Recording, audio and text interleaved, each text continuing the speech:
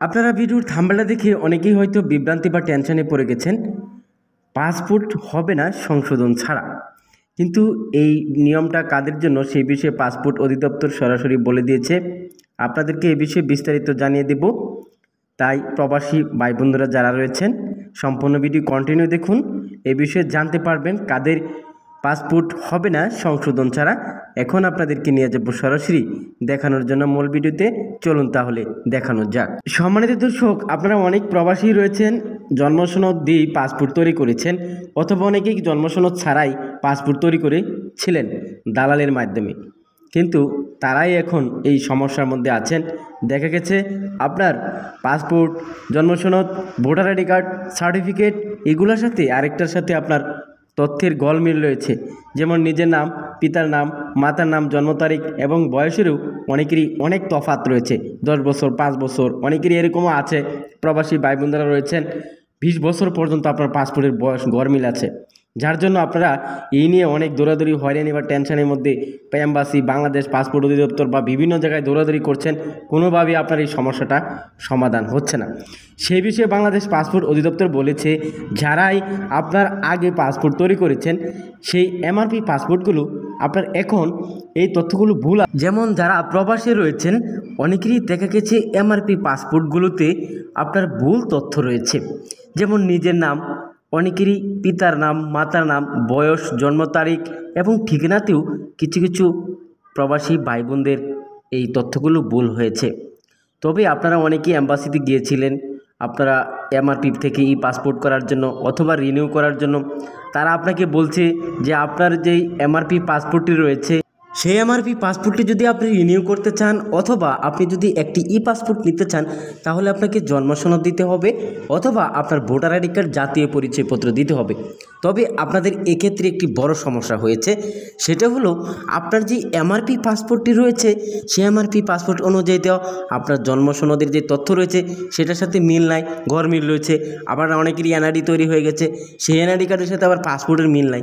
তবে আপনারা কিভাবে সেই জন্মসনদ এবং জাতীয় পরিচয়পত্র দিয়ে আপনি ই পাসপোর্ট করবেন অথবা এমআরপি পাসপোর্ট করবেন, এই ক্ষেত্রে আপনাদের বড় সমস্যাটা হচ্ছে।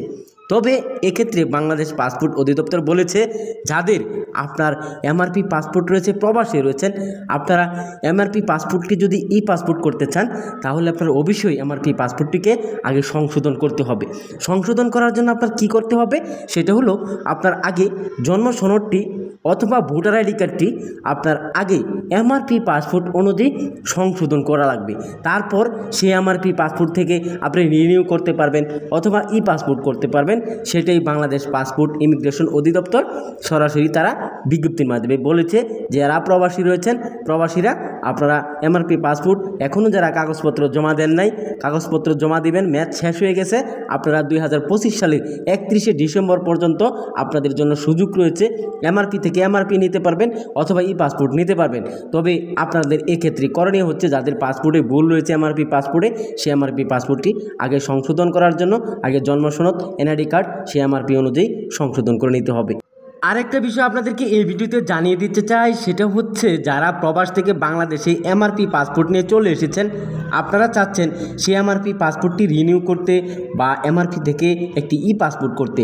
সেক্ষেত্রে বাংলাদেশ পাসপোর্ট ইমিগ্রেশন অধিদপ্তর বলেছে, যারা বাংলাদেশে এমআরপি নিয়ে চলে আসছেন আপনারা কোনোভাবেই এমআরপি থেকে আর ই পাসপোর্ট করতে পারবেন না। সেইটা করার জন্য আপনাদের করণীয় হচ্ছে আপনি একটি এনআইডি কার্ড তৈরি করতে হবে। তবে আপনাদের জন্য একটা দারুণ সুবিধা দিয়েছে। সুবিধাটা হলো, যাদের এমআরপি পাসপোর্ট নিয়ে বাংলাদেশে চলে আসছেন, আবার বিদেশে চলে যাবেন, ছুটিতে আসছেন অনেকেই, আবার অনেকেই একবারে চলে আসছেন, আবার চাচ্ছেন নতুন করে চলে যাওয়ার জন্য বিদেশে। সেক্ষেত্রে আপনাদের করণীয় হচ্ছে আপনার যে এমআরপি পাসপোর্ট রয়েছে সেই এমআরপি পাসপোর্ট অনুযায়ী আপনার যদি এনআইডি কার্ড না হয়ে থাকে, সে আগে একটি এনআইডি কার্ড তৈরি করুন। মাত্র 7 দিন সময় লাগবে।